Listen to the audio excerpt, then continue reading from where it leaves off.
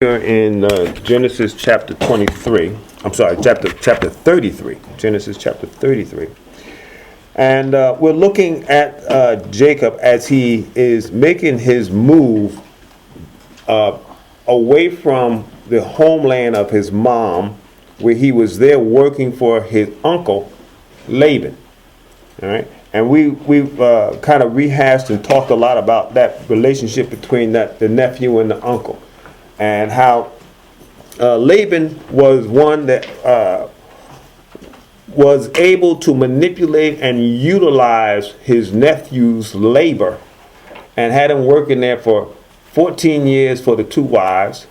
And then he worked there another 6 or 7 years just to kind of build up his own inheritance or flocks that he was trying to gather. So when they came to a head to the point where they're like, okay, Laban's sons recognized that Jacob was being more blessed than they were, and it became a problem. Then God spoke to Jacob and told Jacob, it's time for you to go back. And so now Jacob's got to go back. He's going to leave Laban, and he doesn't tell Laban he's ready to leave. He just what? Up and goes. 3 days later, what happened? Laban finds out. He goes what? Chasing after Jacob. Why do you leave without telling me? And Jacob's like, well, I know if I had said I was going to leave, you were going to try to do another what? Scheme on him. Because what's the constant thing that you see in this family? It's a lot of scheming. A lot of scheming.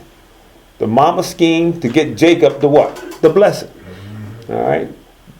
Laban schemed to get Jacob to work there at his in his land, because he was supposed to work 7 years for the wife he wanted. And ended up working 7 years for the wife he didn't want. Then had to work another 7 years. And we can go on and on about all the little scheming. But they were all good at it. Rebecca was good at it. Laban is good at it. Jacob is good at it. It's in the what? It's part of the what? It's part of the family. That's how they get things done. All right? So you see this happening. But so now Jacob's leaving, but now Jacob also, when he's going back, now he recognized that God told him, leave Laban, go back to where you came from. Okay. But now Jacob is also recognizing that he left a problem at home. What was that problem he left there? Esau. Because Esau had said, because of the trickery that Jacob did to him, that when his father died, Esau's going to do what? I'm going to kill him. He's like, I'm going to kill him. When our father died, and when the days of his mourning are ended, I'm going to kill Jacob. All right? And so Jacob, so now he's coming back. And so we saw that when Jacob went back, and we saw that last time in chapter 32, and it was around the 9th verse, where Jacob actually does what he was supposed to do. He prays to God. He says, oh God, of our father Abraham and Isaac, he's praying that you be with me and guide me, and he's doing the right thing. He's doing what we should do. When we have problems and issues and concerns and frustrations and aggravations, we should do what? We should go to God. Pray, ask God for guidance. But then Jacob's not only relying on that. What is Jacob relying on? Scheming. His scheming. So then what does he do? He sets up a little plan. He goes, I know I prayed to God and all that, but I'm still going to divide our little group up into some different bands. And I'm going to have the bands kind of separated. So this way, if Esau comes and he decides that he wants to start a war, the first band that gets slaughtered, but at least the band that he's in will have a chance to do what? Get away. We can run. We can get out of here. So he's praying and asking God for help, but he's also relying on his what? His own what? His own cunning and schemes and whatnot. So that's kind of like where we are. We did see that when Jacob sent everybody over the river, he was there by himself. And then the next thing you know, he finds himself wrestling with this angelic or spiritual being. And some commentators say, well, that was Jesus. Some commentators said that was the angel of the Lord. The way I look at it, regardless as to who it was of who? Of God. All right, I wasn't there. I can't tell you who it was, and commentators they all debate about it, and each one have their valid reasons for why they say it was one or the other. But it doesn't really matter because it was representation of God, be it God in a pre-incarnate state or an angel sent from God. Either way, it was God's messenger or message to Jacob.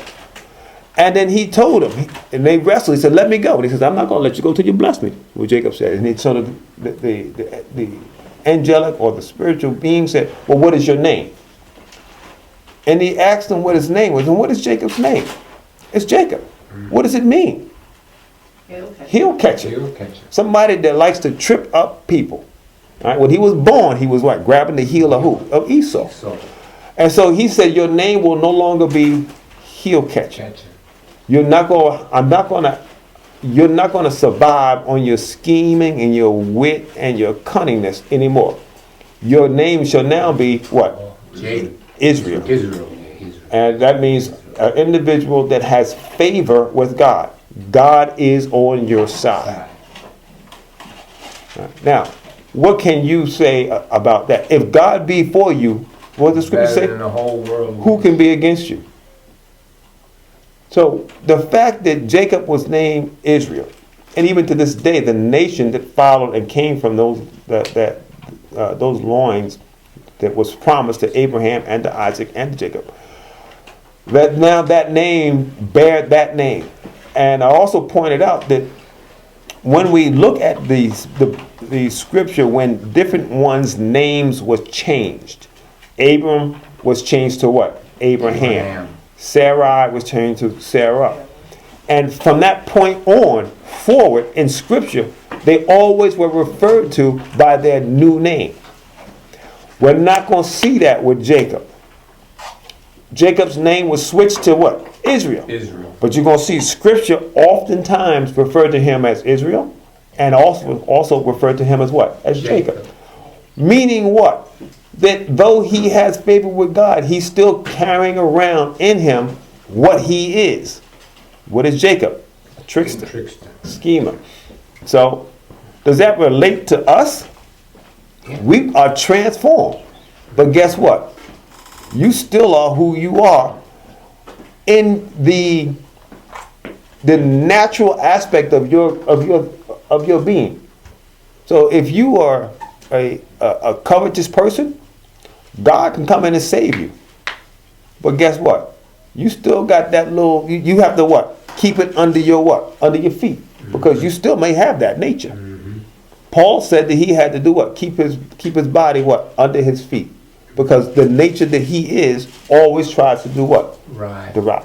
So we'll see that a little bit when we see Jacob being described going forward. And I'll try to point that out.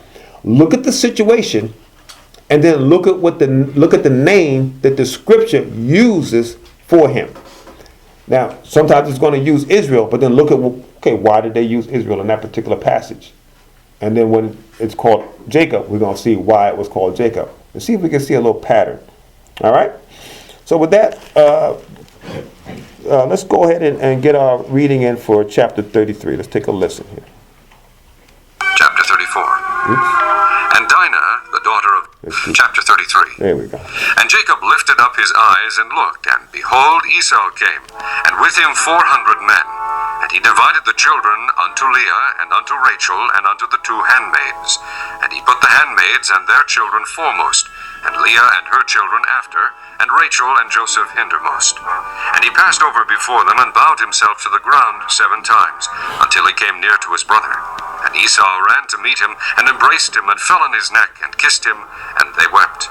And he lifted up his eyes, and saw the women and the children, and said, Who are those with thee? And he said, The children which God hath graciously given thy servant. Then the handmaidens came near, they and their children, and they bowed themselves. And Leah also with her children came near, and bowed themselves. And after came Joseph near, and Rachel, and they bowed themselves. And he said, What meanest thou by all this drove which I met? And he said, These are to find grace in the sight of my Lord. And Esau said, I have enough, my brother. Keep that thou hast unto thyself. And Jacob said, Nay, I pray thee, If now I have found grace in thy sight, then receive my present at my hand. For therefore I have seen thy face, as though I had seen the face of God, and thou wast pleased with me. Take, I pray thee, my blessing that is brought to thee, because God hath dealt graciously with me, and because I have enough. And he urged him, and he took it. And he said, Let us take our journey, and let us go, and I will go before thee. And he said unto him, My Lord knoweth that the children are tender, and the flocks and herds with young are with me. And if men should overdrive them one day, all the flock will die. Let my Lord, I pray thee, pass over before his servant, and I will lead on softly, according as the cattle that goeth before me, and the children be able to endure, until I come unto my Lord, unto Seir. And Esau said, Let me now leave with thee some of the folk that are with me. And he said, What needeth it? Let me find grace in the sight of my Lord. So Esau returned that day on his way unto Seir. And Jacob journeyed to Succoth, and built him an house, and made booths for his cattle. Therefore the name of the place is called Succoth. And Jacob came to Shalem, a city of Shechem, which is in the land of Canaan, when he came from Padan Aram, and pitched his tent before the city. And he bought a parcel of a field where he had spread his tent at the hand of the children of Hamor, Shechem's father, for 100 pieces of money. And he erected there an altar, and called it El Elohe Israel. Chapter 34. All right. So, let's look at this chapter here. Chapter 33. This is the meeting. This is the family reunion. They now come together. All right. These two brothers, the last time they were together, there was all kinds of chaos, all kinds of frustration. Jacob had to run, and because the mom found out that Esau was going to do what? Kill him.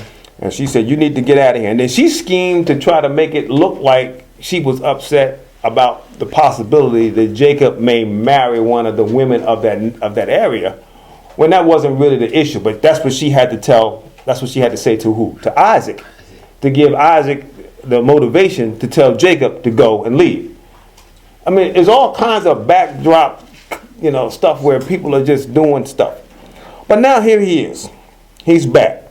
And so it says, Jacob lifted up his eyes and looked, and behold, he saw Esau coming.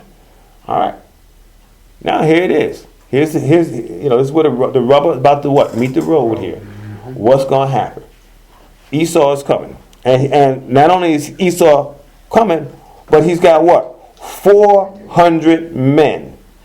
All right. Now, I don't know about you, but if you see 400 men riding up on you, you're going to be like, I hope they peaceful. Because generally that's an army. Yeah. That's something. And so I'm sure that in Jacob's own being, he's like, what is my brother about to do? And so he as we had stated before in the previous chapter, and it's just reiterated here, that he had divided up the children. And basically what he did, he had the two handmaids and their children and all a few flocks with them go first. And so right off the bat, Jacob is not trying to pretend. He's letting everybody know. I'm going to let you know. You say, well, do you have favorites? Jacob, yes, he has favorites. Those handmaids, if anybody's going to get killed, guess what? It's going to be them and their children. All right. Then who he put after the two handmaids? He put Leah, the woman that bore all these children to him. But remember when we went through the names and how Leah was trying to get everybody to understand by the naming of the children how she was kind of winning this battle with the sister based on how they were naming the children, right? All right. And yet in that, Leah finally came when she finally named Judah. She began to name her children according to what God was doing. Not according to how she was manipulating and trying to gain favor with her husband, who she knew didn't want her initially. All right? But Jacob is still putting her out there. And who's last? Jacob and who? And Rachel. All right? So Jacob is not trying to pull any punches. I'll give him this. At least he's honest. See, none of us are perfect. But sometimes we always want to have the air. I want you to think I'm perfect. I want you to think I got it together. So I'm not going to say certain things. But in reality, I got these little feelings and these little attitudes about certain things. And we always put on our little mask. We try to look right, try to look good, try to put all these different allures out there so people can think and feel a certain way about us. But in the reality of it is, we all have what? Issues. And I'll give Jacob this. He wasn't trying to pretend, because he's not trying to be politically correct. I know I should love I should love my wives and my handmaids, my concubines. I should love them all the same. He's like, no, I don't. He's like, no. These are the ones that if something was to happen, I don't want nothing to happen to Rachel. Sad thing is that of all these individuals, which one is about to die? Rachel. And her. So it's funny how you trying to scheme and maneuver to try to protect certain things. You got to be careful, because what God protects will be protected. And if God don't keep the city, the watchman watching in vain. So he's watching out for the well-being of Rachel, but that's not the case. And keeping in mind, we talked about Rachel and her situation. Remember when she left, she was the one that stole what? The father's gods, right? Remember? So how much was she really trusting in the Lord? Because she said, well, if we're going to leave and we're going to sneak away from Laban, but she wouldn't stole the father's gods. And so when you got a God that you can steal from somebody else, I mean, what kind of God is that? That ain't no good. Right. So we see these situations here. So in verse 2 it says, and he put their handmaids and their children foremost, and Leah and her children after, and Rachel and Joseph in the hindermost. Verse 3, and he passed over before them and bowed himself to the ground 7 times until he came near to his brother. So he's doing what? He's humbling himself. Right? And he's like, doing what he feels he needs to do to let Esau know, I may have done you wrong, but I'm sorry. I see you as great. I esteem you high. He's trying to just, but that's what Jacob does. Okay, so he's trying to play all the right cards. You see somebody walk up to you, hey, how you doing? It's so good to see you. They just butter you up, pat you on the back, make you feel all good and everything. And then after a while, what's going to happen? You're going to start getting in your mind, what? What does he want? What does he want? What's he after? All right. Verse 4, Esau ran to meet him and embraced him and fell on his neck and kissed him, and they wept. Now look at what Esau's response was. Esau wasn't pretending. He's like, man, I ain't got no grudge against you. So somehow or another, Esau what? Got over it. But wait a minute. Didn't God tell Jacob to leave and go back? So do you think God knew that Esau got over it? Yeah. Of course he did. Which is why he told him to what? To go back. Right. Same thing happened with, remember when Jesus was born and the Spirit of God told Joseph to take Mary and go into another country. They went into Egypt for a period of time and stay there. And then they told him, they that would take your life has now what? Died. Now you can go back. So when God tells you to go back, it ain't to go back to the same circumstance. God has already changed the circumstance. So in this case, it wasn't that Esau died, but God allowed the hatred that Esau had for Jacob to what? To die. And so now Esau went, he's just embracing them. And look at it, it says, and he lifted up his eyes and saw the women and the children and said, whose are these? He's like, man, look at you. You don't have a lot of offspring here. And he said, the children which God has graciously given thy servant. Then the handmaids came. So now here comes the 2 handmaids near, and their children, and they bowed themselves. And then Leah, also with her children, came near and bowed themselves. And afterwards Jacob and Rachel, and they bowed themselves. Okay, so now they're all together now. The whole horde, all of Jacob's family is there with Esau, and he's starting to feel a little bit like God has really blessed me. Verse 8, and he said, what meaneth by all this drove which I met? So remember, he sent a bunch of stuff ahead of him to do what? To bribe Esau. Remember that when we talked about that last week? And when all that stuff he sent out there to just make him feel like, ooh, let me see if this will ease the anger and ease the frustration. But keeping in mind, who told him to go there? God. Okay. All right. So he said, these are to find grace in thy sight of my Lord. Once again, Jacob telling him straight. I wanted to find some grace in your sight. I wanted you to think of me proper. I wanted you to think of me, in a positive way. And he's like, that's why I sent all that stuff. All right. And Esau said, I have enough. So he's like, he's like, I've been blessed too. Basically, what he's saying. He says, my brother, keep that which thou hast to yourself. And Jacob says, nay, I pray thee, if now I have found grace in thy sight, then receive my present at thy hand. All right, now that's an important. You can read past that, but culturally, that's an important statement. It's important because what Jacob is trying to do is basically build a contract. If Esau takes these gifts that Jacob is offering, that's kind of like in writing that we are on good terms from that day and from that culture. If you don't take it, that means that if I decide to, at any point, I can feel a certain way about you and can still remember the past. But if I take the gifts, that means that what? Everything is in the past. We're not even going to deal with it. I now have you in my favor, and you have me in your favor.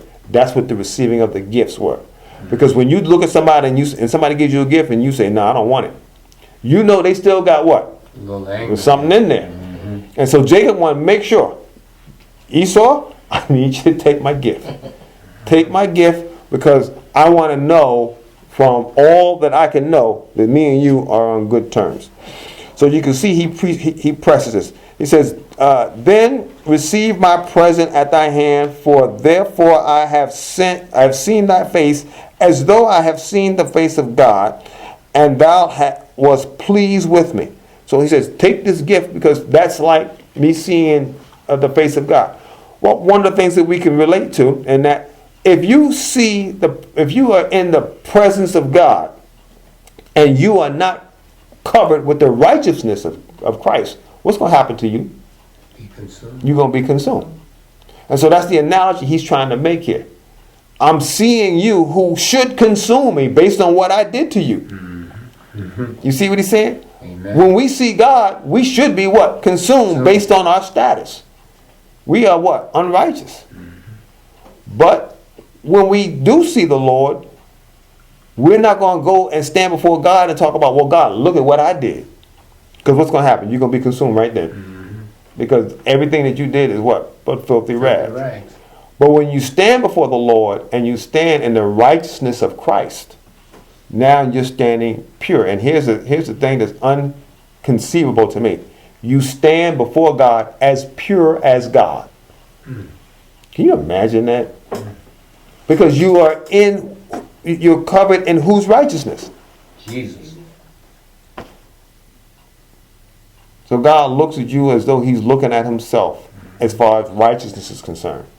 And that boggles my mind, and I can't really expand upon it any further than that because it's hard for me to understand how we can receive such a wonderful gift.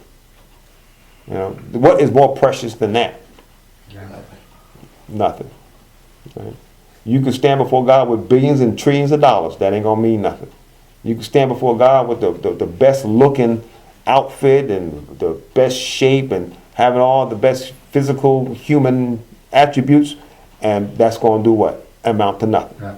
But when you stand before God with the righteousness of Christ, you are accepted. But in order to get that righteousness of Christ, you have to do something. You have to confess. To receive the righteousness of Christ, the Lord said, he that cometh to me, I will what? No wise cast out. You just gotta accept what God gave you. And you gotta agree with him that this righteousness covers mine. But he also said, he that is well does not what? Need a physician. Need a physician. So if you don't think you are a what? A sinner, Sinner. then you don't feel you need what? You don't I don't need the comfort. I can stand before God on my own because I don't think I'm a what? A sinner. Sinner. Well, then you are what? Deceived. You are deceived. Because you do need, we are sick. We do need the physician. Amen. All right? But there are many people that feel they don't need the physician. And they're going to try to stand before God in their own presence, in their own power.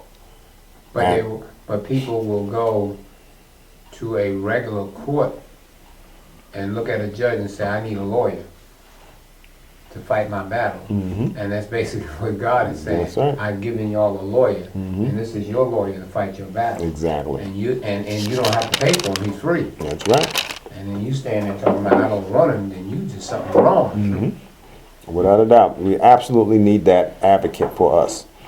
All right? So now we see this, this reunion, this family reunion of these two brothers turning out pretty good. All right? Look at verse 11. It says, take, I pray thee, my blessings, that is brought to thee, because God has dealt graciously with me, and because I have enough. And he urged him, and he what? He took it. All right. And so now, right then, Jacob is feeling good. Okay. Esau has taken my gift. Now, look at this. We're going to read this. But don't just read past it. There's stuff in here. All right, look at this. And it says, and he said, let us take our journey and let us go, and I will go before thee. So now Esau is like, well, let's just go. Let's start traveling together. We're gonna move on out.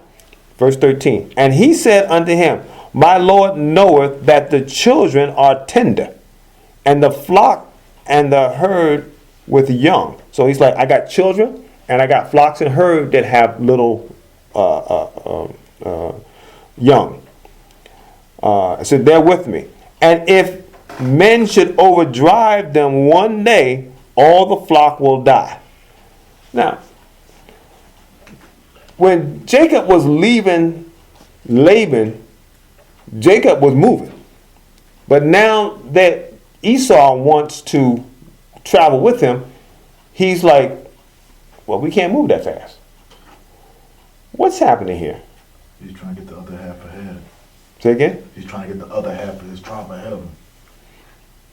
He's not trusting God. He's not trusting God. How? By what? Because because God told him to go back to where his brother was, because basically all was, forgiven, and he just went through all the trouble of getting his brother's forgiveness. Mm-hmm. So if that's in the past, he should be able to move forward with his brother. But he's what? Hesitant. He's extremely hesitant. So he don't want to what? I don't want to. So let's draw a modern picture. So they come together, and they all good. And so Esau, he pulls up in his limo, and he says, "Come on, brother, you come ride with me in my limo." And Jacob is like, "No, I don't want to get in the car with you." Now he didn't say it like that, but that's the bottom line. I don't really want to ride in the car with you. I got my own car. Now your car is better than mine. But my car, is a little bit tattered here, and I can't drive it as fast, and I don't get as good gas mileage. I might have to be stopping for gas and all that. So you go ahead, and I'll come along behind you. And so what he's doing, even though I have favor, I'm still not trying to do what? To unite. I'm still keeping my what? My distance. Okay, let's keep going. Let's see what else we pick up here. See if we can understand why he's doing this. All right. So, verse 14, he says, "Let my Lord, I pray thee, pass over before his servant, and I will lead softly according to the cattle that goeth before me, and the children be able to endure, until I come unto my Lord in where? Seir." All right. Now, Jacob said that. He said, I'm going to come with the cattle, the youngs, and with the children, unto where? Unto Seir. Does Jacob really plan on going to Seir? No. No, he doesn't. He doesn't have any plans at all to go there. And he knows it. All right. So now, we just gave Jacob a little credit for saying, well, even in his wrong thinking when he was separating his family, at least he was saying, well, I think you are not as valuable as this one, and this one is not as valuable as this one. And we were saying, well, look, at least he's what? Honest. Well, now, look at this. He ain't honest. You see how we can flip? And this is why Jacob will always still be called Jacob. And sometimes he'll be called Israel. Because he can flip from spiritual to flesh like this. Like a light switch. But wait a minute. What about you? What about me? How do we handle that? How do we flip? How do we go from being Jacob to Israel and Israel to Jacob? What's your spiritual name? One day you be called by your spiritual name, the next day you be called by your natural name. Why? Because we can flip too, can't we? You ever wake up in the morning and just have an attitude, don't know why?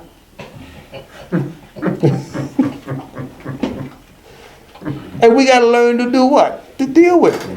And don't let somebody, but now, other way around. Sometimes you wake up, feel great. And then somebody says something to you. So what does that mean? It means you're still in the what? You're still human. You're still human, you're still in the flesh. And that's the type that Jacob is. Jacob is the type of us. And that's why, Abraham was always been the type of the father. Isaac is the type of the son. Jacob is the type of the redeemed. And so we do have favor with God. And God loves us. But we still got Jacob in us. Yes, sir. Is that why the Bible says the spirit does not always thrive with man? Strive with man. Yeah. And sometimes what it is, the spirit will let you have your way. It's like when they asked Jesus, well, why did Moses give us a bill of divorcement? And he said, for the what? The hardness of your heart. God will let you have your hard-headed way. That's an amazing thing. That God will let you have your way sometimes. When he knows. But then you say, well, really, does that happen? Well, go back to the very first book, a story. Look at Garden of Eden. God put that there and gave them what? Choice. God will let you choose. But he will let you know too. So you're not going to choose out of ignorance. You're going to choose out of deliberate will. I know this, but I choose to do this. But then what's wonderful about it is he also gives us what? Grace and forgiveness. All right. So he's telling Esau, you go ahead and we'll come together. We'll get the children and the young flock and we'll come unto my Lord, unto Seir. Look at verse 15. And Esau said, let me now leave with thee some of the flocks that are with me. I'm sorry, some of the folk that are with me. And he said, what needed? So he's like, so Esau saying, well, let me leave some of I brought 400 men. Let me leave some of the men with you, and they can help you maneuver the young flock and the children. All right. So Esau's like, well, if that's a problem, I'm going to give you some help. Look at what Jacob is doing. Jacob says, what need of it? Let me find grace in thy sight, O my Lord. So he's like, I don't need that. Just give me the grace, give me the time, and we'll get there. Where did he say he was going to go? Seir. Okay. And it's important that we focus on that because we're going to see what happens. So, all right. So look at 16. So Esau returned that day on his way to where? To Seir. All right. Look at verse 17. And Jacob journeyed to Succoth. Okay, well, you know what? I don't really know that land. Maybe Succoth is on the way to Seir. Maybe it is. I don't know. Let's see. And he built him a house. Wait a minute. Okay. If you get in the car and you tell me you're going to leave New York and you're going to meet me in Florida. Now, I drive down to Florida. And I'm thinking, you're going to meet me there. And then you leave New York and you end up in Ohio. We'll take that. And it ain't like, well, you want to take the long route. You in Ohio and you building on what? A house. You see why you just don't want to go past it. You have to think about this. So now, what did Jacob just do to Esau? He lied to him. He's still Jacob. He done had his name changed from Jacob to what? To Israel. But he's still what? Jacob. He's still Jacob. And guess what? His name was changed a chapter ago, right? Mm-hmm. But look at the Bible. It's still calling him what? Jacob. Now, we'll see later on it's going to call him Esau and a couple of other things. But doing this kind of stuff, the Bible ain't going to describe him as Israel doing this. This is Jacob doing this. All right? So he went to Succoth, and you could read right past that and not really like, but no, listen, he built a house and made booths for his cattle. Do you know how much time and effort it takes to build all that? Therefore, and then he said, and therefore the name of the place was called Succoth. All right, so look at verse 18. And Jacob came to Shalem, a city of Shechem, which is in the land of what? Canaan. I'm listening. Oh, she thought I said Siri. Yeah, that's why she did it. Yes. See, they did it again. That's amazing. Yeah. So, well, that lets you know it's always listening. See, we're used to God's always listening, but now technology is always listening. Always got to keep that in mind. All right. So now he done also expanded into Shechem and is in the land of Canaan. Now, one thing is right. The land of Canaan was the land that what? Was promised to who? To Israelites, to Abraham and Isaac. Yes, sir. Where's Canaan? Well, it's Along the coast. Yeah. You look, I was just Googling the maps. You can find down there. Oh, okay. But you look at that whole Jordan area where you have the Jordan, that whole area where Israel is, where Iran, Iraq, Kuwait, all them areas over there, that whole Middle East area, all of that was initially promised to Israel. All right. So now he's in Canaan, where he came from, Padariam, and pitched his tent before the city. All right. So now he done got a couple of houses, and now he's pitching tents in another place. All right. So still, I don't see him going to where? Syria to meet Esau. Verse 19. And he bought a parcel of field where he had spread his tent at the hand of all the children of Hamor, Shechem's father, and for 100 pieces of money. So now he done what? Bought some land. He bought land. All right. And he erected there an altar and called it El Elo Israel. All right. So he's naming it after an aspect of who he is. And what do we see here? We see that Jacob is not going to go where his brother is. All right. Now, I'm sitting here debating on whether I should start chapter 34 because it's a long chapter. I don't think we're going to finish it. So we're gonna stop. Don't start. Don't start if you can't You finish. ain't gonna get the jersey. I ain't gonna get the jersey. You ain't You're gonna get the right. jersey. That's true. There you go. So, but we can take a look at this and understand there is a lot of this particular chapter that don't have a whole lot of what you would call, it ain't parting the Red Seas. It ain't got a whole lot of, but it deals with the reality of how we are as people, identified in the nature and the actions of Jacob. Right. We can pull a lot of this out of here, and if you are honest and you read this and you ask God, in yourself. you ask God to show you, Yeah. He will show you. Tell me you're not in this chapter. Absolutely. Amen. Absolutely. All the way through. Now, what you gonna do about it? There's nothing you can do but what? Go to God That's it. and ask God to show you how to continuously put His thinking into your motivation. Why you see, Jacob is trying to protect himself. All right, but yet we know that who's going to protect him? We already said if God don't protect the city, the watchman what? Why watch it in vain? And when you're trying to watch for your own safety and you're trying to watch for your own well-being, if you don't present all of that to God, what are you doing? Can you overwhelm the spiritual enemy, the spiritual darkness by yourself? No. Of course You not. know, it's like for me, it's easy for me to say I want to put this in my heart.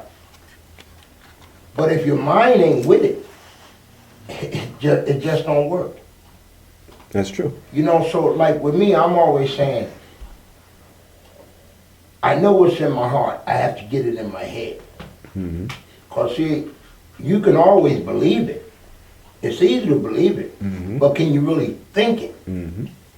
You know, and I find out that that's my biggest problem is getting it from here. I can put it here right now. It's not a problem. I put it right here. But then to believe it that it's really here, that's like the hardest thing in the world for me to do. Well, we all. I mean, one of the reasons I think why we all are here is because we have a love of God. You wouldn't get up on a Sunday morning to come and hear a bunch of people sit in a circle talk about this book, this several thousand years old, unless you have a what? A love of God. That's the hardest thing for me every Sunday. I get up every morning at 6 o'clock. 6 o'clock, I'm out of the bed, coffee, sitting there listening to gospel music. Every morning. Sundays come, it's like, oh, man. I'm just going to stay in the bed. You know, and I know that's not me. Right. You know, I know that's the devil, especially on Sunday. Because I get up all during the week with no problem. Right. But now Sunday come, and I make sure I talk to him on Saturday. You know what? You know we're going to church. You know, and Saturday night I'm going to bed. Man, I can't wait till tomorrow. Then Sunday morning come. Oh man, why gotta be Sunday?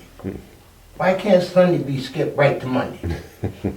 You know, and well, we all have our battles that we have to deal with, and the enemy knows where your tendencies are, and we always got to keep that in mind. We just got to be honest with ourselves that these are the things that I'm going to struggle with. And if you know you're going to struggle with them, the first thing you got to do is admit that I'm sick. I struggle with this. Now you can go where? To the physician. Who's the physician? God. But when you don't have any issues, why are you going to the doctor? What you here for? Nothing. I feel great. Well, why are you here? So you go to the Lord. And as you go, guess what he's going to do? He's going to tell you, you got this issue. And then you're going to work on it and develop. But then you go back and guess what? You're going to have another issue. And guess what you're going to find? You're going to have issues, what? Through life. All through. You're going to have something coming up, that you always are going to be dealing with. But yet at the same time, you're also going to find that while you're dealing with your issue, guess what? God's going to be what? Using you. And that's an amazing part too. That God can take something that's broken and defective and a problem, and God can use. Amen. And you become a tool to God to help other people. Amen. You become an inspiration to some people. Amen. You become an encouragement to some people. You just become just a natural help to other people. Amen. That's part of what we are called to do. Amen. And we're going to see that a lot when we get into the book of Exodus and Leviticus when we get into some of these laws, and it talks about the things we're supposed to be doing with the poor and the needy and the fatherless and the widows. All right. So, but I'm getting ahead of myself. Any other comments or questions?